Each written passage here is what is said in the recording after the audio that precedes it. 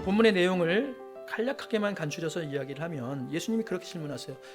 여인에게 네 남편을 좀 데려와 봐라. 그랬더니 여인이 저는 남편이 없는데요. 예수님께서 그 대답을 들으시고 18절에 이렇게 말씀하십니다. 너에게 남편 5이 있었고 지금 있는 자도 네 남편이 아니니 내 말이 참되도다.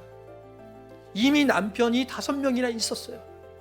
그런데 지금 6번째 남자와 살고 있는데 아직 결혼을 하지 않은 상태예요. 어떤 사람들은 이 여인을 두고 부정한 여인이다, 문란한 여성이다 이야기하는데요. 그렇게 속단해서도 안 돼요.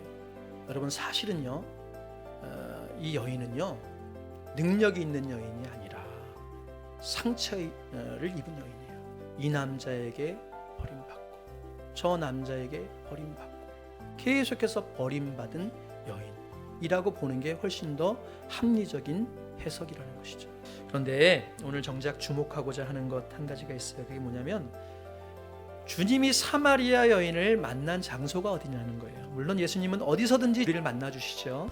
그런데 오늘 본문에서는 특별히 우물에서 주님이 이 여인을 만나 주셨어요. 우물은 생존에 가장 필요한 물을 공급받는 장소입니다.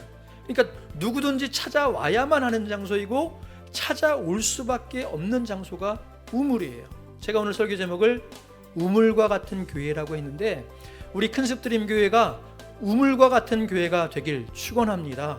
사람들이 우물을 찾을 때요, 적어도 우물에 가면 물을 마실 수 있겠구나라고 하는 기대감이 있다는 거예요. 저 우물에 가면 내가 목마른 내가 해가람을 경험할 수 있겠구나라고 하는 기대감이 있다는 거예요.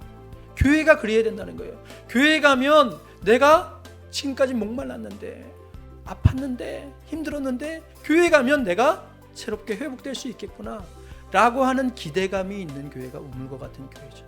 여러분, 사마리아 여인의 이야기는 단지 그녀가 예수님을 만나서 상처가 회복되었다는 것만으로 끝나진 않아요. 그 여인이 물동이를 버려두고 동네로 뛰어가는 내용까지 우리가 읽었잖아요. 사람들을 피해서 물을 길러 나왔던 사람이 사람들 사이로 뛰어 들어간다는 것은 그 심령 안에 회복이 일어났다는 것이죠.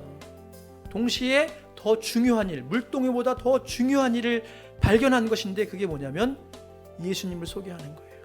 내가 만난 예수님, 내가 누린 경험을 소개하는 일이었죠. 여러분, 우리가 먼저 그 우물을 맛봐야 되지 않겠습니까? 우리가 먼저 감격이 되살아나야 되지 않겠습니까?